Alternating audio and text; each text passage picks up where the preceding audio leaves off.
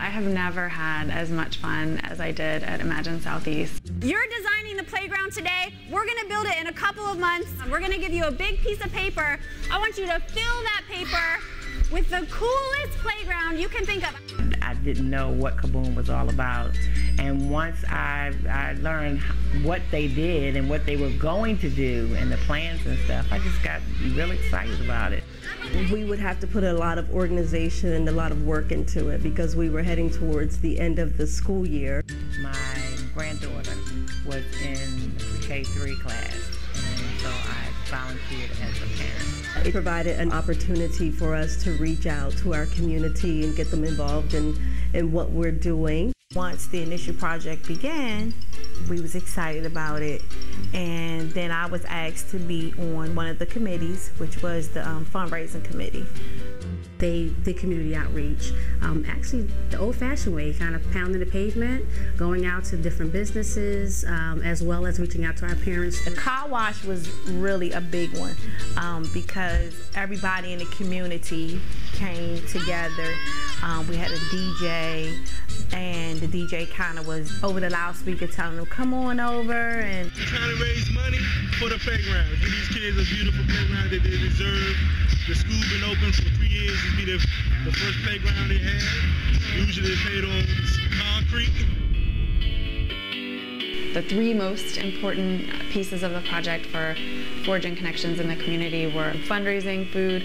Tools is also kind of a unique and different opportunity for folks at the school to be making phone calls, finding different groups in the community. The process helps to build collaboration, and it helps to build the unity that is needed for you to get anything done in the community. At first I was a little intimidated because I didn't think people would be that responsive. You know, you call them and asking them for like free donations. I didn't think people would respond. Some may say yes, others are going to say no, but Catherine taught us to still ask. Our teachers came up with this each one bring one, so they recruited one parent per class. You know, people started responding. You know, the neighborhood came out. You know, I got my confidence up a little bit. We actually received food donations from Subway. We all ate lunch today thanks to the generosity of this man and the Subway right across the street from the school. We eat food to live, but if you want to be a wonderful person, you need to play.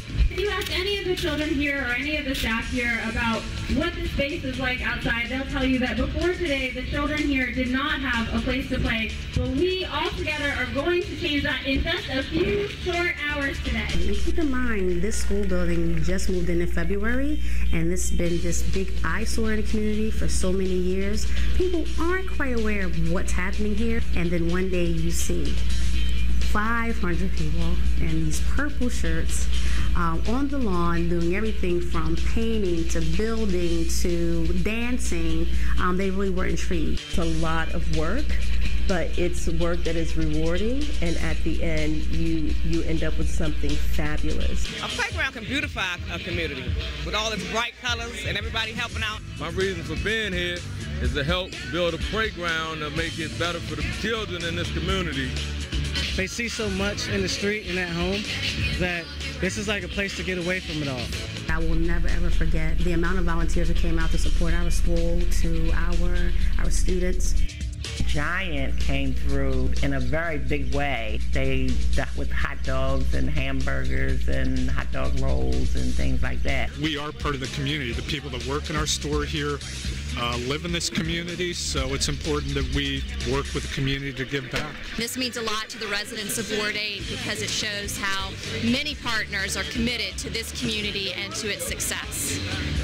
We worked together. It wasn't like this is your job, this is your job. It was like a team. It was like the wheel was rolling, and it just, you know, it just kept rolling. Because of today's experience, what we see being left behind is not so much a playground, but a group of individuals who have now a new skill, a new confidence to go back into their communities and to engage on a whole range of issues. And we were all very tired, but it was an awesome day. I think that when the First Lady was here and she actually addressed the neighbors that were on the outside of the gate and told them, you know, this is your playground. That kind of helped a lot.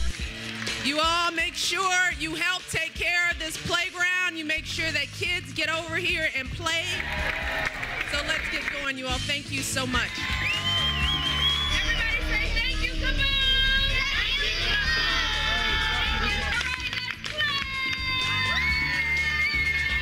You learn so much more than, hey, I just built a playground. It's so much more to it than that. You learn a sense of community and family and giving. I didn't know that KaBOOM would have been so helpful for one and inspiring for two. It actually helped me, you know, to really want to be more organized and to be able to stay on task. It provided an opportunity for everyone. Everyone gained from it. In addition to creating relationships before, for the playground build, we were able to create relationships after. It's a really tight-knit community, and I think that everybody is looking for the opportunity to support one another. We've developed more partnerships, and we're about to have a back-to-school jam with some of our partners across the street, and so it really helped us to just kind of connect.